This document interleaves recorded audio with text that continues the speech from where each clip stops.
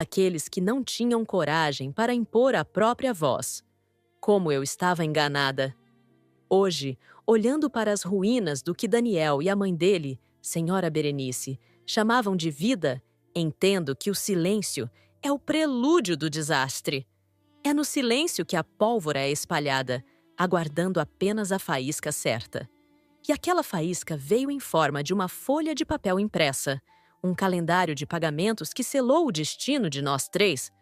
Mas para que se entenda o prazer gélido que senti ao segurar o cabo daquela marreta, é preciso compreender como fui, pouco a pouco, desumanizada por aquelas duas figuras que acreditavam ser donas do mundo e, por extensão, donas de mim. O meu nome é Thalita. Durante 3 anos, o meu nome soou na boca de Daniel não como uma identidade, mas como uma função. Eu era a Thalita que resolve, a Thalita que paga, a Thalita que aguenta. Eu sou tradutora de textos técnicos, trabalho em casa, em um escritório que montei com o suor de noites mal dormidas, traduzindo manuais de aviação e laudos farmacêuticos. O isolamento da minha profissão, talvez, tenha facilitado a cegueira. Eu passava dias imersa em terminologias complexas e, quando saía da minha bolha, a única voz humana que eu ouvia com frequência era a de Daniel, destilando veneno disfarçado de conselho, ou a de Berenice, destilando desprezo disfarçado de franqueza. Daniel não era apenas um namorado negligente, ele era um arquiteto da minha insegurança. Ele tinha um talento inato para transformar as minhas vitórias em sorte e os meus esforços em obrigações. Quando nos conhecemos, ele se apresentou como um homem ambicioso, cheio de planos. Com o tempo, percebi que a ambição dele era, na verdade, um desejo parasita de viver confortavelmente às custas do esforço alheio. E o alheio, no caso, era eu. A mãe dele, Senhora Berenice, era a fonte daquela arrogância. Uma mulher amarga, de traços rígidos, que carregava no rosto a expressão permanente de quem está sentindo um cheiro desagradável. E o cheiro desagradável, eu logo descobri, era a minha presença. Para ela, eu não passava de uma oportunista. Uma ironia atroz, considerando que era o filho dela quem vivia no apartamento que eu pagava, comia a comida que eu comprava e vestia as roupas que eu lhe dava de presente. Mas, na narrativa distorcida de Berenice, eu era a pouca coisa que teve a sorte grande de ter fisgado o seu precioso menino. Lembro-me com clareza cristalina de um domingo, cerca de 6 meses antes do episódio do carro. Estávamos na casa dela, uma residência antiga e mal cuidada, que ela insistia em chamar de solar. O almoço, como sempre, fora preparado por mim, pois Berenice alegava que suas juntas delicadas não permitiam que ela ficasse muito tempo em pé na cozinha. No entanto, suas juntas pareciam perfeitamente funcionais quando o assunto era apontar o dedo para as minhas falhas imaginárias. Enquanto eu servia a sobremesa, Daniel comentou sobre uma promoção que eu havia recebido de um cliente internacional, um contrato fixo em euros que aumentaria significativamente a nossa renda. Ou melhor, a minha renda, que ele tratava como nossa. Em vez de parabenizar, Berenice soltou um suspiro longo, teatral, e disse, olhando para o teto, que era curioso como o mundo estava invertido.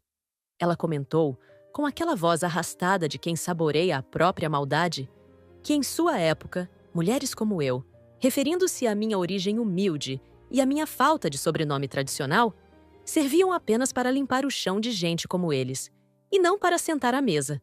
Daniel riu. Aquele riso frouxo, cúmplice, que me feria mais do que as palavras dela. Ele olhou para mim e disse que a mãe tinha um senso de humor peculiar, que eu não deveria levar a sério, mas completou dizendo que eu realmente tinha sorte de ter sido acolhida por uma família de estirpe, já que sem eles, eu seria apenas uma tradutora solitária, sem ninguém para validar a minha existência. Ele usou a palavra validar. Como se eu fosse um bilhete de estacionamento que precisasse do carimbo deles para ter valor. Naquele dia, engoli o choro junto com o pudim. Eu ainda estava presa na teia da dependência emocional, acreditando que se eu me esforçasse mais, se eu fosse mais generosa, mais paciente, eles acabariam por me amar. Eu não percebia que o buraco da alma de pessoas narcisistas não tem fundo. Não importa o quanto você jogue lá dentro. Dinheiro, amor, dignidade.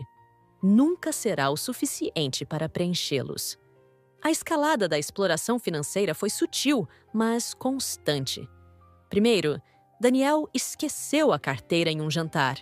Depois, o cartão dele foi clonado e ele precisou que eu assumisse as contas da casa por um mês. Esse mês virou 2, 3, 1 ano.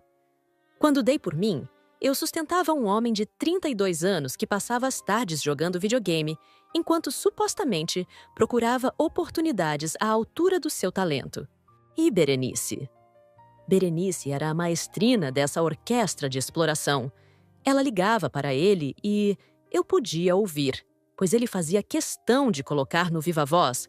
Ela perguntava se aquela lá, referindo-se a mim, já tinha comprado o remédio dela, se a moça já tinha marcado o médico. Eu não tinha nome para ela. Eu era aquela lá, a moça, a fulaninha. E Daniel, obediente como um cão treinado, repassava as ordens. Talita, minha mãe precisa daquele creme importado para as pernas, aquele de R$ 200. Passa na farmácia e leva para ela hoje à tarde. Ele dizia, sem tirar os olhos da televisão.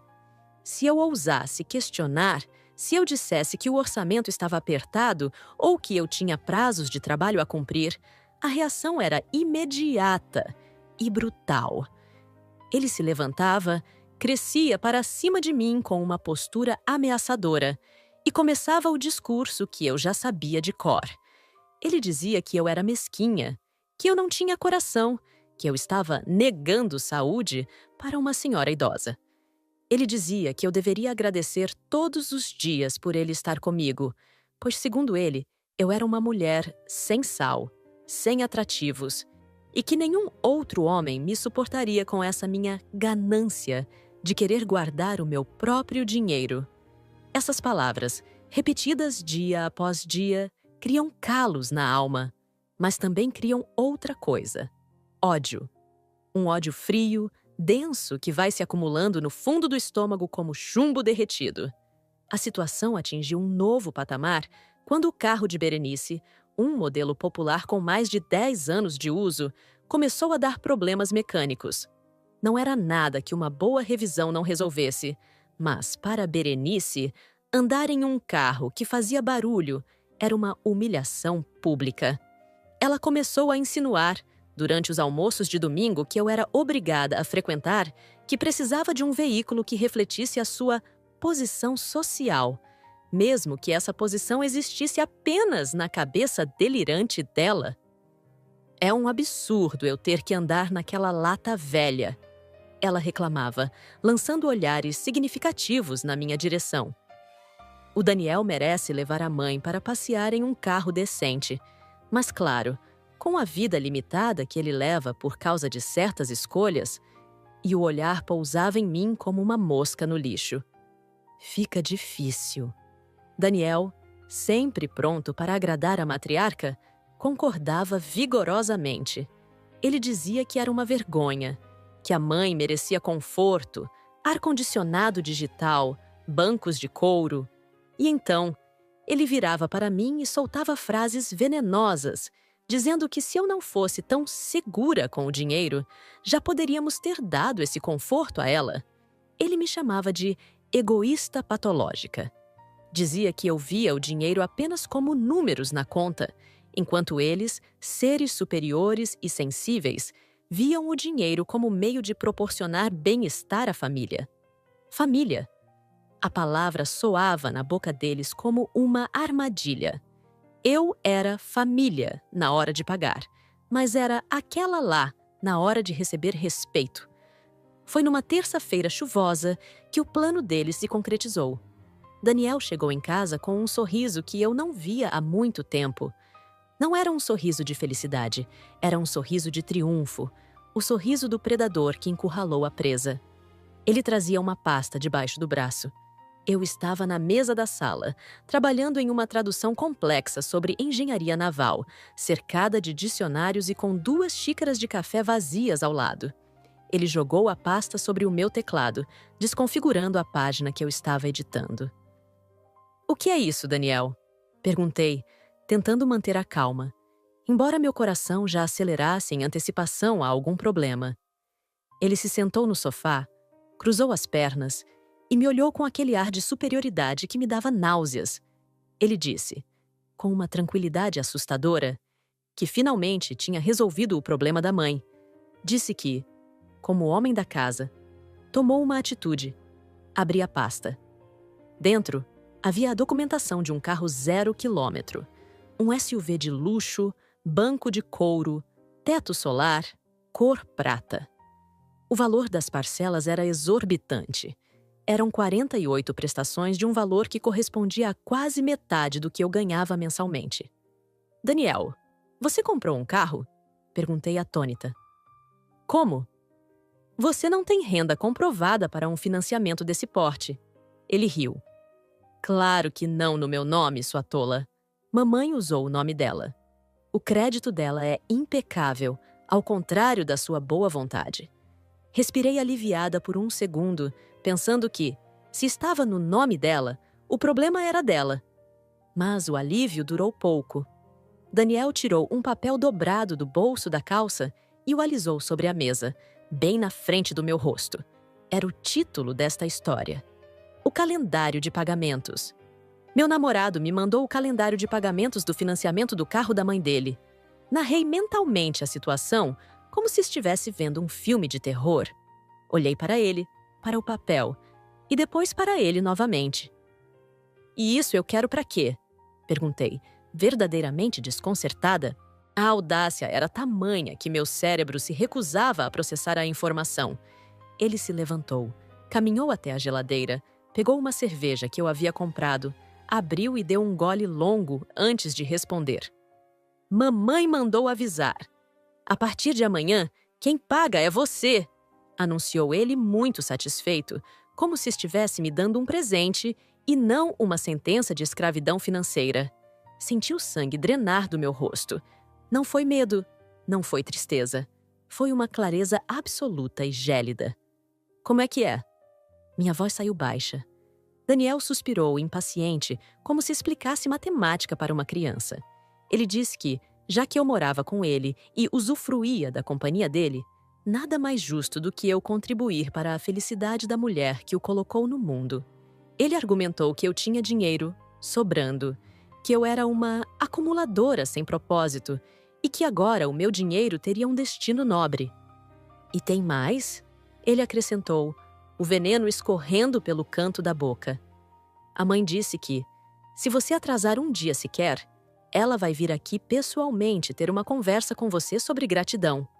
E você sabe como a mãe fica quando está nervosa? Ela disse que você é uma ratinha de escritório, que precisa aprender o seu lugar na hierarquia da vida." Ele riu novamente. "Ah, e ela quer o comprovante enviado por e-mail todo dia 5, sem falta. Não me faça passar vergonha, Thalita. Você já é uma decepção em tantos aspectos, pelo menos nisso tente ser útil." Naquele momento, algo dentro de mim se partiu. Mas não foi a minha resistência, foi a minha humanidade em relação a eles. Eu olhei para aquele homem, com sua postura relaxada, sua arrogância infundada, sua crueldade casual. Lembrei-me de cada humilhação, de cada vez que Berenice limpou o sofá depois que eu me levantei, de cada vez que Daniel me chamou de feia, de burra, de desinteressante. Eles achavam que eu era fraca. Eles achavam que, por eu ter suportado tudo até ali, eu suportaria isso também. Eles contavam com o meu medo de ficar sozinha, com a minha passividade. Eles não sabiam que a passividade, quando pressionada ao extremo, vira estratégia de guerra. Eu não discuti, não gritei, não chorei. Peguei o papel da mesa com uma calma que deve ter parecido submissão aos olhos dele. "Tudo bem", eu disse. Os olhos de Daniel brilharam de triunfo. "Sabia que você não era tão estúpida quanto parece. Vou ligar para a mamãe e dizer que a funcionária aceitou o acordo. Ele saiu da sala rindo, pegou o telefone e foi para a varanda. Eu podia ouvi-lo contando vantagem, dizendo que tinha me colocado no cabresto, que eu estava domada. Ouvi a voz estridente de Berenice do outro lado, rindo também, chamando-me de Vacana Juda, uma mistura grotesca que ela achava engraçada. Fiquei sozinha na sala, olhando para o calendário de pagamentos. 48 meses. 4 anos da minha vida destinados a pagar pelo luxo de uma mulher que me desprezava, amando de um homem que me odiava. Mas eles cometeram um erro fatal. Um erro de cálculo primário. Eles me deram o boleto, mas não me tiraram a liberdade de ir e vir. E, principalmente, eles subestimaram a minha capacidade de interpretação de texto. Eles queriam que eu pagasse? Eu pagaria, mas não com dinheiro. Naquela noite, enquanto Daniel dormia o sono dos justos e opressores, roncando ao meu lado, eu não preguei o olho. Levantei-me às 3 da manhã. Fui até o escritório e abri o meu computador. Não para trabalhar, mas para pesquisar. Pesquisei leis, pesquisei contratos, mas, acima de tudo, planejei. A ratinha de escritório estava prestes a mostrar os dentes. No dia seguinte, Daniel acordou cedo. Estava radiante. Beijou-me na testa com uma condescendência nojenta e disse que iria almoçar na casa da mãe para comemorar a nova fase. Não esqueça de pagar a primeira parcela hoje, hein? O boleto está no site do banco. Quero ver o comprovante antes do meio-dia. Ele ordenou antes de sair. Assim que a porta bateu, eu me vesti. Não coloquei minhas roupas de trabalho habituais. Vesti uma calça jeans velha, uma bota pesada e uma camiseta preta. Prendi o cabelo num rabo de cavalo firme.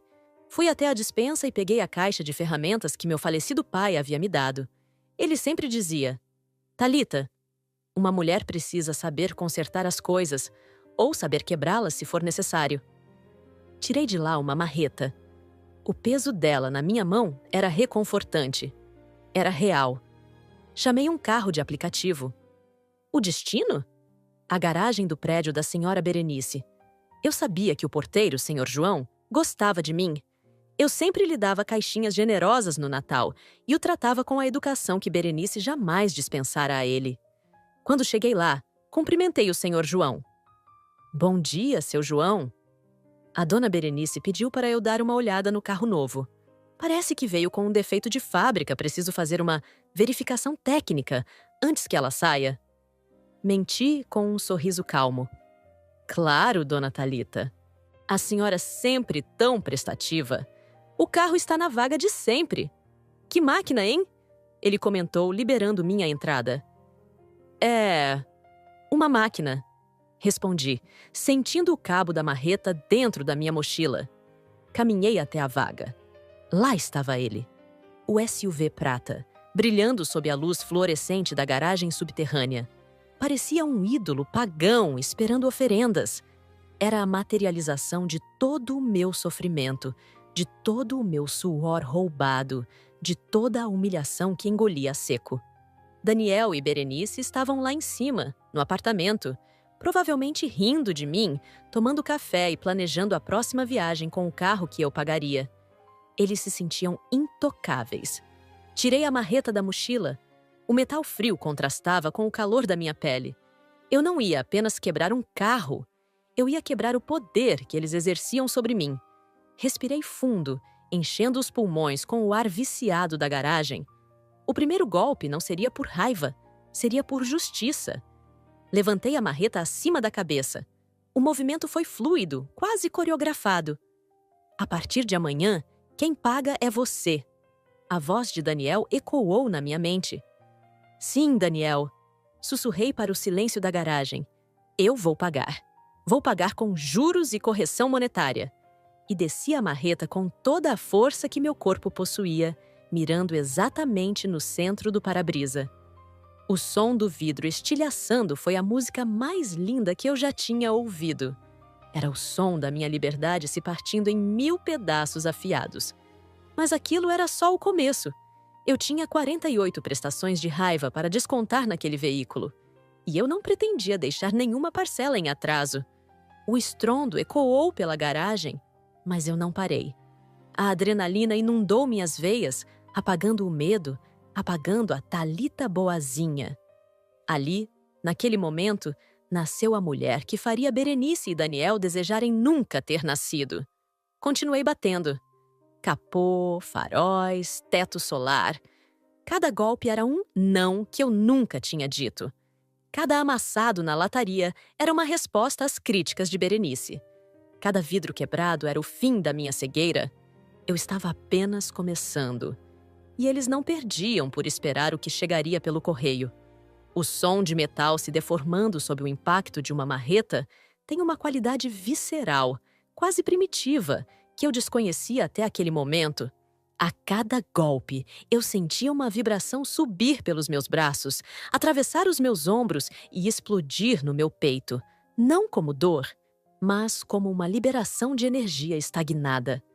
O capô do SUV, antes liso e prateado como um espelho de vaidade, agora parecia a superfície de um mar revolto, cheio de ondas e crateras de destruição.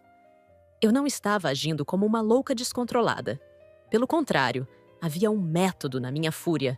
Eu sabia exatamente onde bater para causar o maior prejuízo financeiro possível, sem necessariamente destruir a estrutura que tornaria o carro perda total imediata para a seguradora. Eu queria que eles tivessem o trabalho, a dor de cabeça, o desespero de ver o objeto de desejo transformado em lixo. Quebrei os retrovisores com golpes secos, vendo os pedaços de plástico e vidro voarem como confetes de uma festa macabra.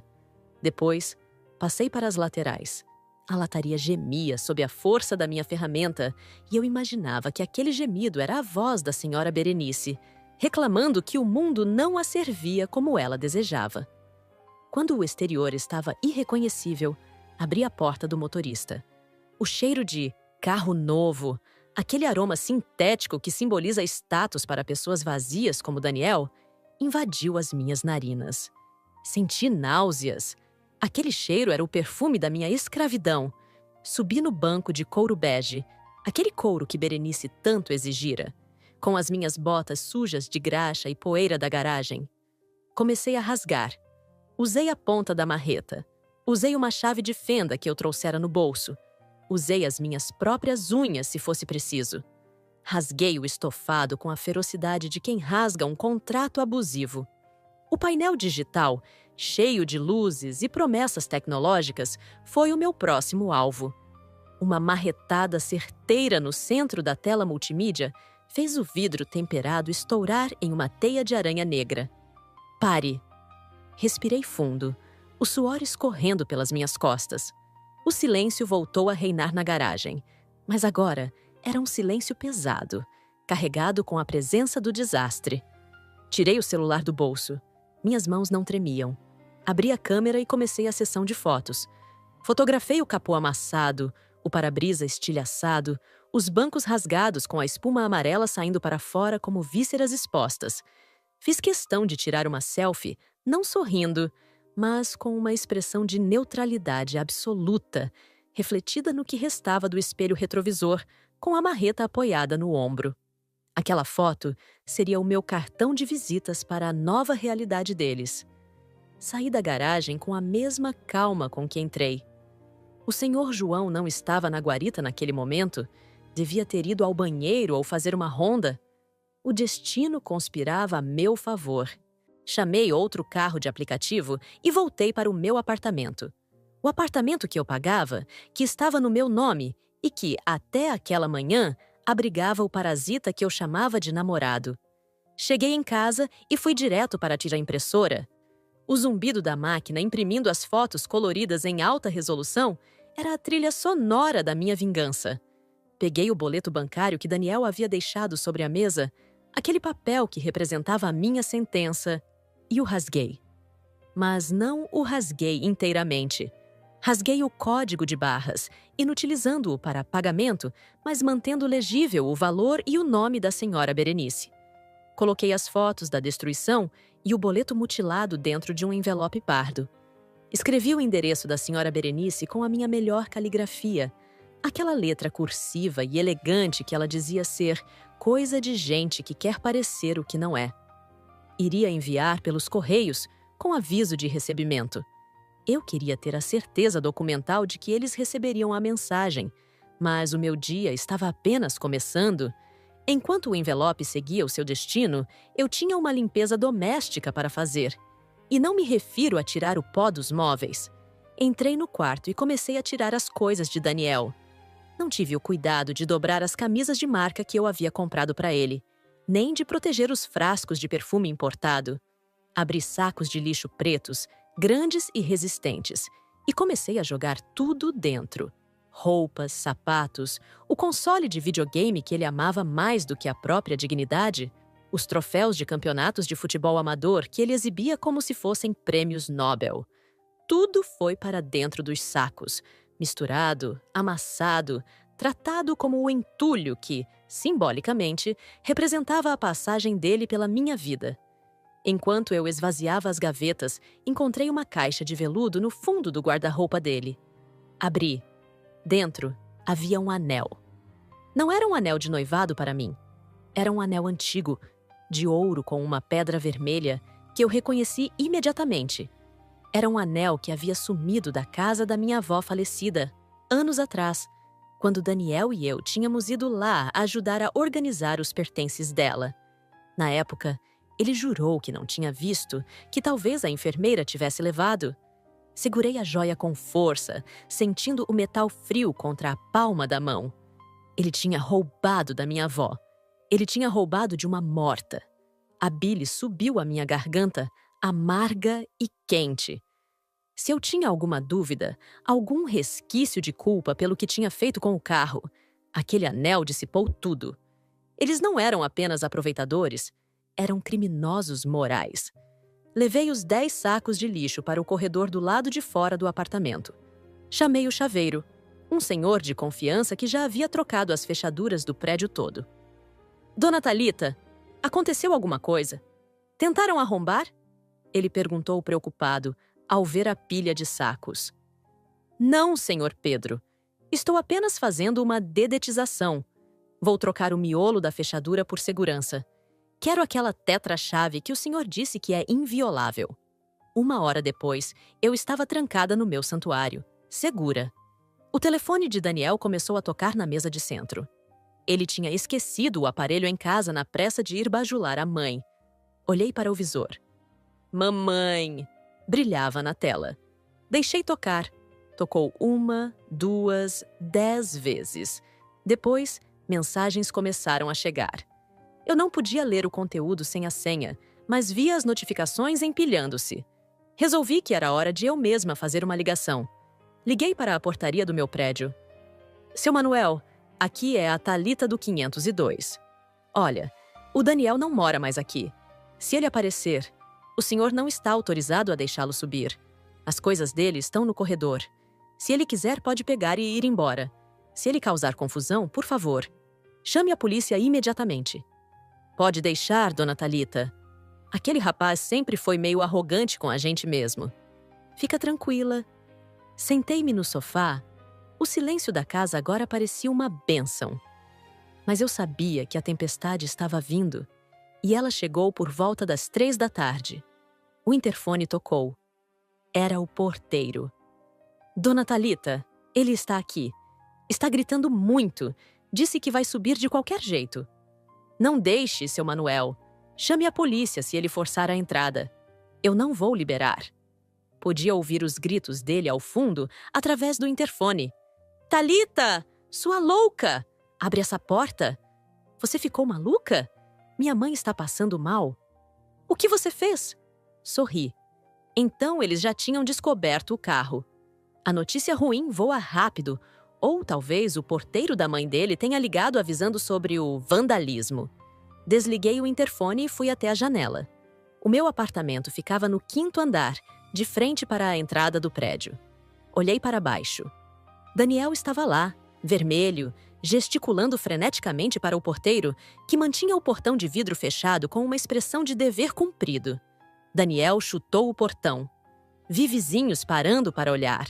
A vergonha pública que eles tanto temiam estava acontecendo, mas não comigo. O celular dele, que ainda estava comigo, tocou novamente. Desta vez, atendi. Alô? Disse com a voz mais calma do mundo. Daniel? Daniel, onde você está? Era a voz de Berenice, estridente, à beira da histeria. Olá, Berenice. O Daniel está lá embaixo, na calçada, gritando como um animal. Aqui é a Thalita. Houve um silêncio do outro lado, seguido por um som de engasgo. Você? O que você fez, sua desclassificada? O porteiro me ligou. Disse que o meu carro. Ela não conseguia terminar a frase. O seu carro foi quitado, Berenice. Ou melhor, a dívida foi ajustada à realidade do valor que eu dou a vocês. Você é uma criminosa! Eu vou chamar a polícia. Eu vou te processar. Você vai apodrecer na cadeia, sua favelada de merda.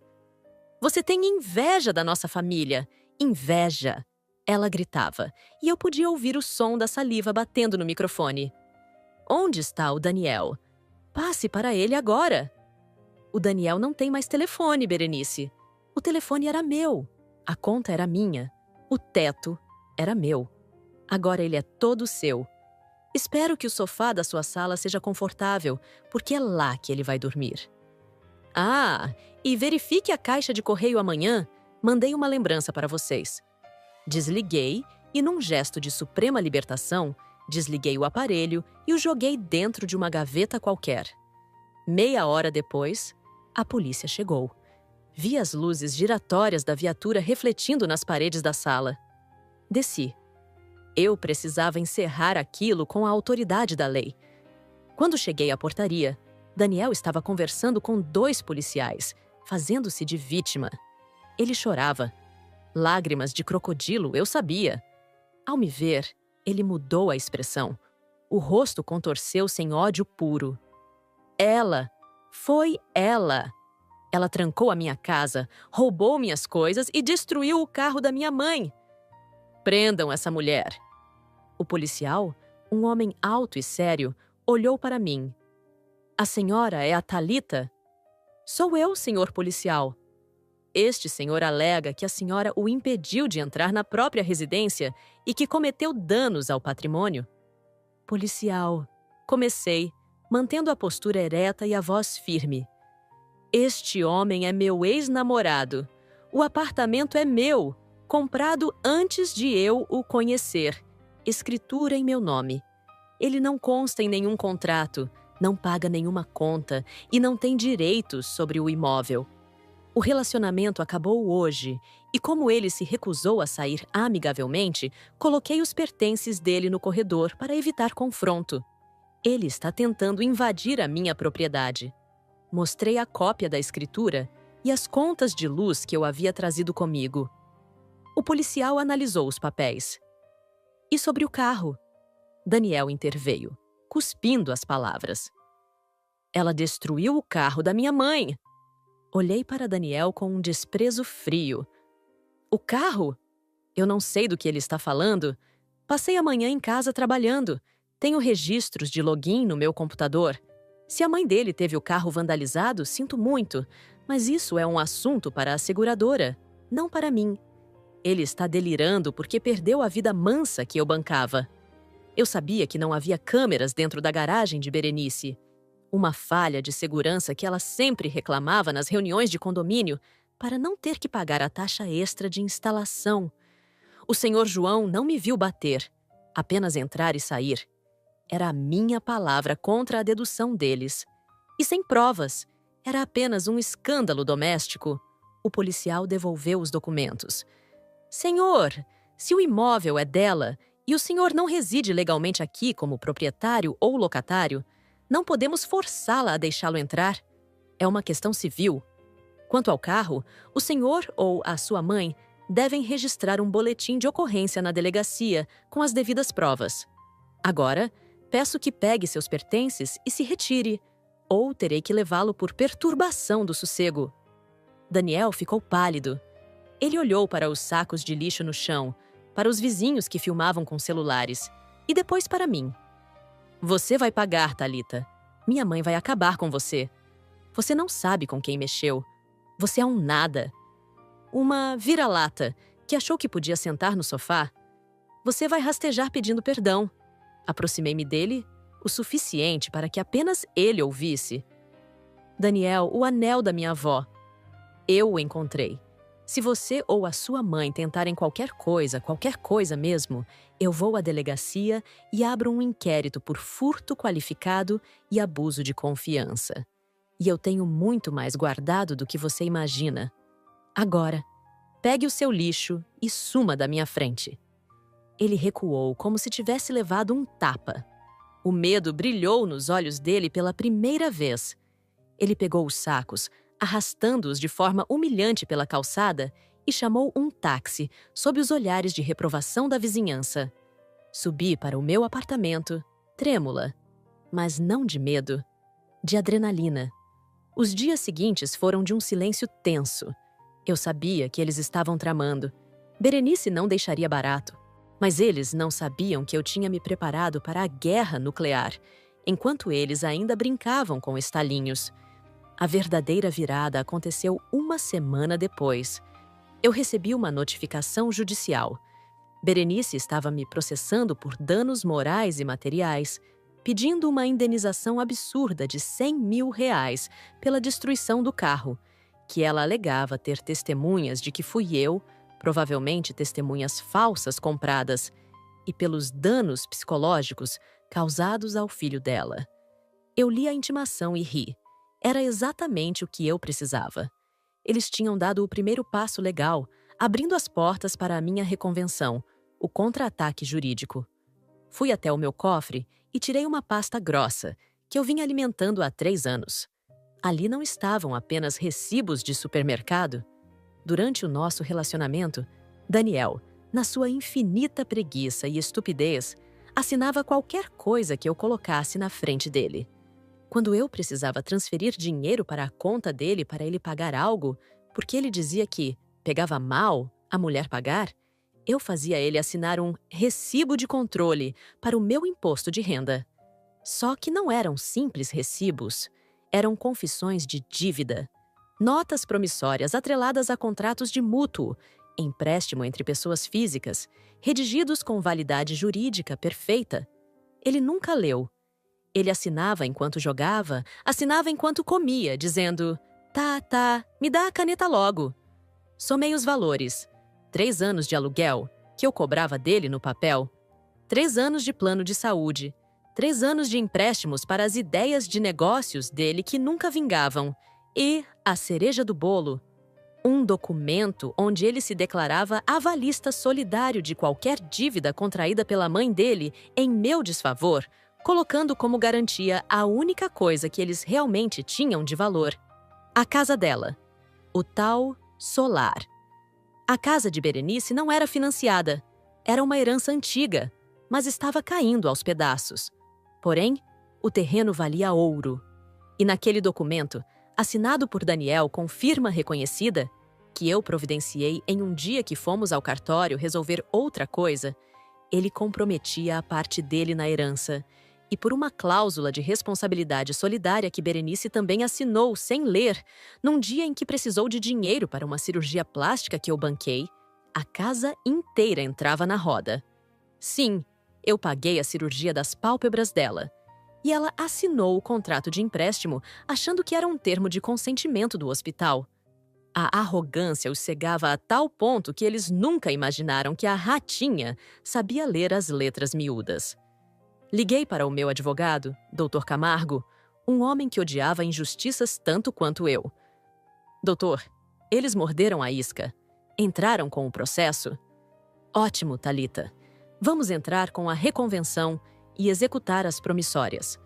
O valor total da dívida deles com você, com juros e correção monetária previstos em contrato, ultrapassa o valor venal da casa da senhora Berenice.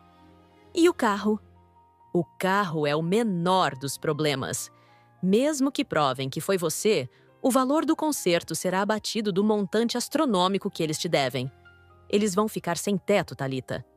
Desliguei o telefone e me permiti um copo de vinho. Naquela noite, A campainha tocou.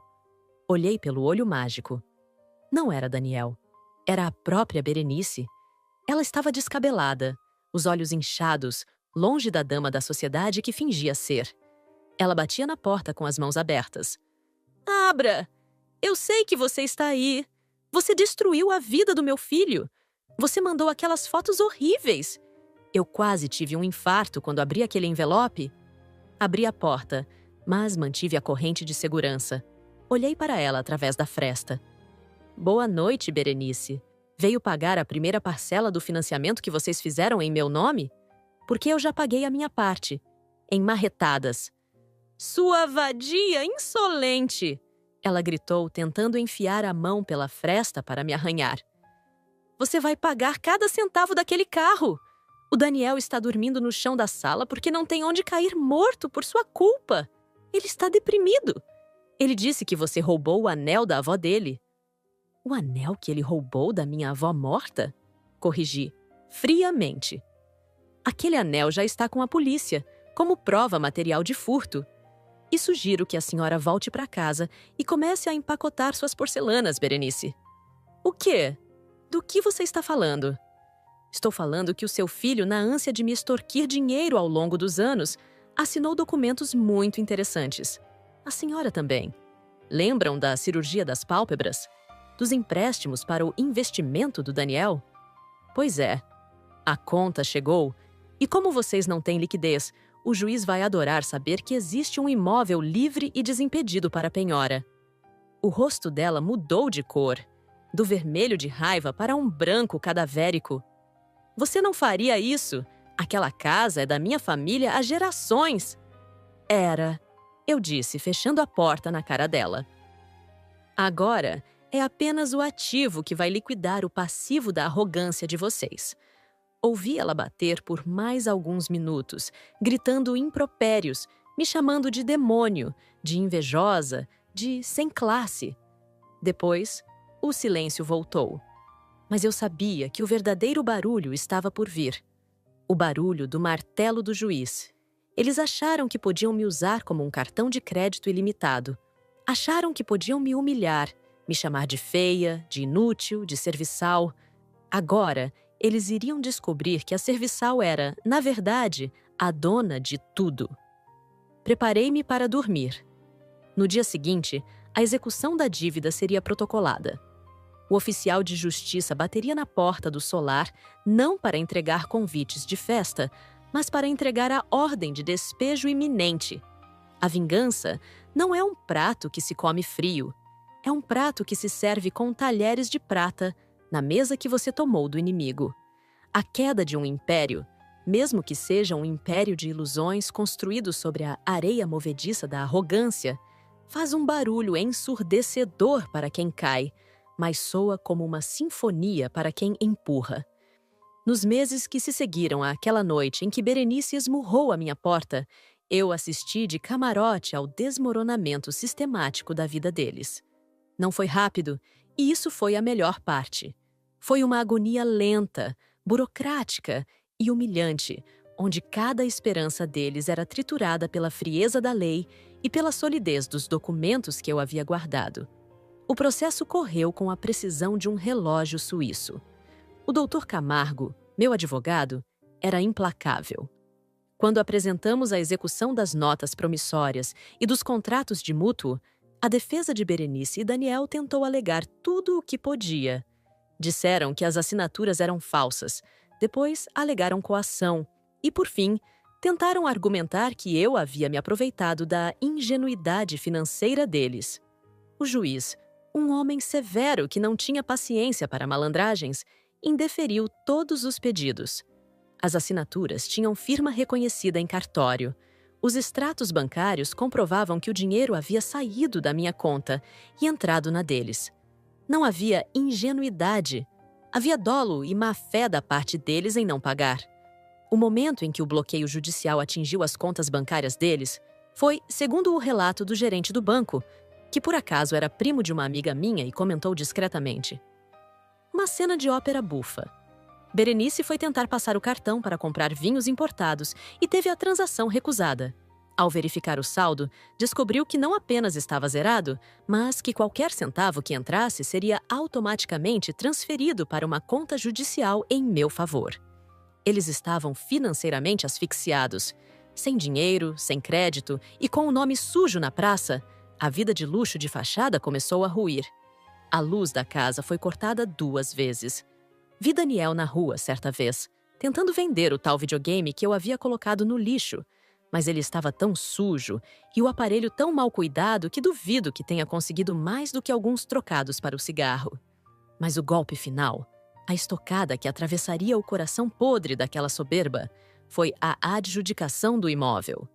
Como a dívida acumulada, somada aos juros, correção monetária, honorários advocatícios e a indenização que eu contra-ataquei no processo de danos morais, ultrapassava o valor de avaliação da casa velha de Berenice, eu solicitei ao juiz que o imóvel me fosse entregue como pagamento. O despacho saiu numa terça-feira cinzenta. Defiro a adjudicação do imóvel em favor da exequente. Espeça-se mandado de emissão na posse e despejo compulsório dos ocupantes. Eu era a dona da casa. A ratinha de escritório. A sem classe. Agora possuía o teto sob o qual eles dormiam. O dia do despejo foi, sem dúvida, o dia mais marcante da minha vida. Eu não precisava ir. O Dr. Camargo disse que eu poderia mandar um representante. Mas eu queria ver. Eu precisava ver. Era o encerramento de um ciclo de abuso que durou 3 anos. Eu precisava ver os monstros sendo expulsos do castelo para ter certeza de que eles não eram invencíveis. Cheguei cedo, acompanhada do oficial de justiça e de 2 viaturas da polícia militar, pois sabíamos que Berenice não sairia sem fazer um escândalo. Parei o meu carro, um modelo novo, comprado com o meu dinheiro, sem financiar nada para ninguém, do outro lado da rua. O caminhão de mudança que eu contratei, sim, eu paguei a mudança deles, pois a lei exige que os bens sejam retirados e eu queria que eles saíssem rápido, estacionou na frente do portão enferrujado. O oficial de justiça tocou a campainha. Ninguém atendeu. Ele tocou novamente, batendo palmas e chamando pelo nome de Berenice. Saiam da minha propriedade! Ouvi o grito dela vindo de dentro. Ninguém vai me tirar da casa dos meus avós. Isso é um ultraje. Eu vou ligar para o governador. O oficial olhou para os policiais e fez um sinal. O chaveiro, que também estava na equipe, começou a trabalhar na fechadura. Em poucos minutos, o portão se abriu. Entrei logo atrás das autoridades. O jardim, antes motivo de orgulho de Berenice, estava tomado por mato alto e lixo acumulado. A decadência era visível. Quando a porta da sala foi aberta, o cheiro de mofo e de ambiente fechado nos atingiu. Berenice estava sentada na poltrona principal, vestida com um robe de seda encardido, segurando uma taça de cristal vazia como se fosse um cetro real. Daniel estava encolhido no sofá, roendo as unhas, com uma barba por fazer de semanas. Senhora Berenice, disse o oficial, com voz firme e profissional. Tenho aqui um mandado de despejo. A senhora e seu filho têm 30 minutos para recolher documentos e objetos pessoais de valor imediato. O restante será catalogado e levado para um depósito ou para onde a senhora indicar, por conta e risco da exequente neste momento. Eu não vou sair, ela gritou, levantando-se com dificuldade. Seus olhos varreram a sala e pararam em mim. O ódio que emanou dela era palpável. Você, sua víbora! Como ousa entrar na minha casa? Dei um passo à frente, meus saltos ecoando no piso de madeira gasta. Correção, Berenice, minha casa. Esta casa é minha, está no meu nome, registrada em cartório. Você é apenas uma invasora que se recusou a sair amigavelmente. Você roubou isso de nós. Você enganou meu filho. Ela cuspiu as palavras, avançando na minha direção, mas um policial se interpôs, bloqueando o caminho dela. A senhora se acalme, ou teremos que usar algemas, advertiu o policial. Daniel levantou-se, tremendo. Ele olhou para mim, não com ódio, mas com um desespero patético. Thalita, por favor, não faz isso. A gente não tem para onde ir. Minha mãe é idosa. Você não pode jogar a gente na rua. Onde está o seu coração? A gente se amava, Thalita. Eu ri. Foi uma risada seca, sem humor. Amor? Daniel, você nunca me amou. Você amava o conforto que eu proporcionava. Você amava-te a ideia de ter uma empregada que pagava as contas e ainda aquecia a sua cama. E sobre o meu coração? Ele está ótimo, obrigada. Ele bate forte e tranquilo, agora que não carrega mais o peso de sustentar 2 parasitas. Nós vamos ficar na rua, Thalita. Ele choramingou, ajoelhando-se no chão. Aquela cena, o homem que um dia me olhou de cima a baixo com desprezo, agora de joelhos, implorando, deveria me causar pena, mas não causou. Causou nojo. Vocês não vão ficar na rua se tiverem parentes que os suportem. Respondi friamente. Mas, considerando como vocês tratam as pessoas, duvido que alguém abra a porta. Talvez seja a hora de vocês aprenderem o que é trabalhar. A vida real, Daniel, aquela da qual eu tentei te proteger e você cuspiu no prato, ela é dura. Bem-vindo a ela. Os carregadores começaram a entrar e a levar os móveis. Berenice gritava a cada cadeira levantada, dizendo que eram antiguidades que estavam arranhando a história da família. Eu assistia a tudo impassível. Em 2 horas, a casa estava vazia. Eles estavam na calçada, cercados por algumas caixas de papelão e sacolas plásticas com roupas. O caminhão levou os móveis para um depósito público, já que eles não tinham endereço para indicar. Eles teriam 30 dias para retirar, pagando a taxa, ou tudo iria a leilão. E eu sabia que eles não tinham dinheiro para de taxa. Berenice sentou-se na calçada, chorando alto, uma mistura de vergonha e fúria. Os vizinhos, muitos dos quais ela havia destratado ao longo dos anos, olhavam das janelas. Ninguém desceu para ajudar. Ninguém ofereceu um copo d'água. A colheita da arrogância é a solidão. Daniel tentou se aproximar de mim uma última vez antes de eu entrar no meu carro. Você venceu, Thalita. Você destruiu a gente. Está feliz agora? Era isso que você queria? Ver minha mãe na sarjeta? Olhei para ele, tirei os óculos escuros e fixei meus olhos nos dele. Eu não queria isso, Daniel. Eu queria um parceiro. Eu queria respeito. Eu queria uma família. Foi você quem escolheu esse caminho quando decidiu que eu era um objeto de uso e não uma pessoa. Foi você quem mandou aquele calendário. Foi você quem disse: quem paga é você. Eu só paguei, Daniel. Paguei com a mesma moeda que vocês me deram. E sim, estou muito feliz. Porque hoje eu vou dormir numa casa que é minha, com a consciência limpa, enquanto você vai ter que descobrir como se dorme sem um travesseiro de plumas, comprado com o suor dos outros. Entrei no carro, liguei o motor e saí.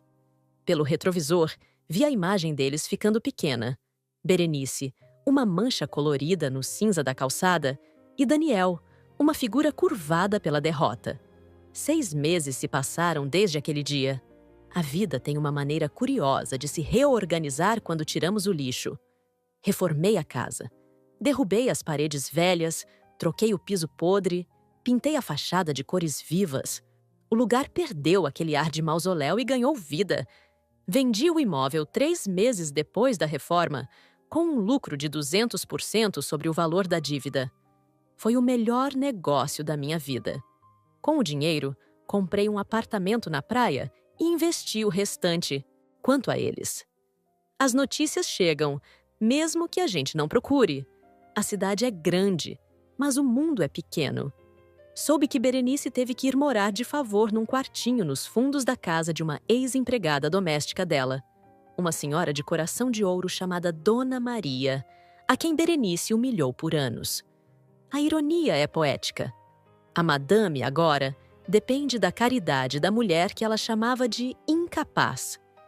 Dizem que Berenice passa os dias reclamando da comida, da cama, do barulho, e que Dona Maria, santa que é, apenas reza por ela. Mas os bens... os bens se foram. As joias, As poucas que restavam e não eram falsas foram vendidas para comprar remédios. E Daniel? O príncipe, herdeiro do nada? Encontrei-o semana passada. Eu estava saindo de um restaurante japonês no centro da cidade, um lugar caro onde eu costumava sonhar em ir, mas Daniel dizia que era comida crua e cara. Eu estava com amigos, rindo, leve. Quando cheguei ao estacionamento, um flanelinha se aproximou, oferecendo para ajudar a manobrar. Ele estava magro, com o rosto queimado de sol, vestindo um colete refletivo sujo e grande demais para ele. As mãos estavam calejadas e as unhas sujas de graxa. "Uma moedinha para o café, patroa?" Ele pediu, sem olhar no meu rosto, focado em abrir a porta do carro na esperança de um trocado. Parei. O som da voz era inconfundível, apesar da rouquidão. "Daniel?" perguntei. Ele levantou a cabeça. O choque no rosto dele foi como um soco físico. Ele recuou, tropeçando nos próprios pés. A vergonha inundou a expressão dele, colorindo de vermelho as bochechas encovadas. Ele olhou para o meu vestido elegante, para o meu carro novo, para o brilho de saúde na minha pele. E depois olhou para si mesmo. "Talita", ele sussurrou. Houve um silêncio constrangedor. Ele não tinha para onde correr.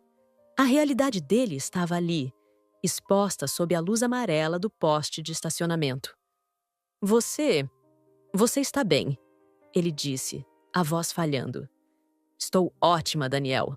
Nunca estive melhor", respondi, mantendo uma distância segura. Não havia medo, apenas uma profunda indiferença. Ele baixou os olhos, chutando uma pedrinha no asfalto. "Eu errei muito com você, Talita. Eu sei disso agora. Minha vida acabou. A mãe está doente. A gente perdeu tudo. Eu sou um fracassado. Eu penso em você todos os dias. Penso em como eu tinha tudo e joguei fora." Ele tentou dar um passo na minha direção, apelando para a piedade que eu costumava ter.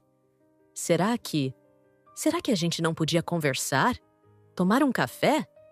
Eu mudei, Talita. O sofrimento muda a gente. Eu podia ser diferente com você agora. Eu faria tudo o que você quisesse. Eu o analisei de cima a baixo. A audácia ainda estava lá, escondida sob a camada de sujeira. Ele ainda achava que eu era a salvadora, a mulher que o tiraria do buraco. Ele não queria a mim. Ele queria o meu resgate. "Daniel", comecei com voz suave, mas cortante como uma lâmina de barbear. "Você não mudou. Você apenas perdeu os meios de exercer a sua maldade com conforto. Se eu te desse a mão agora, em uma semana você estaria reclamando que a minha mão está áspera.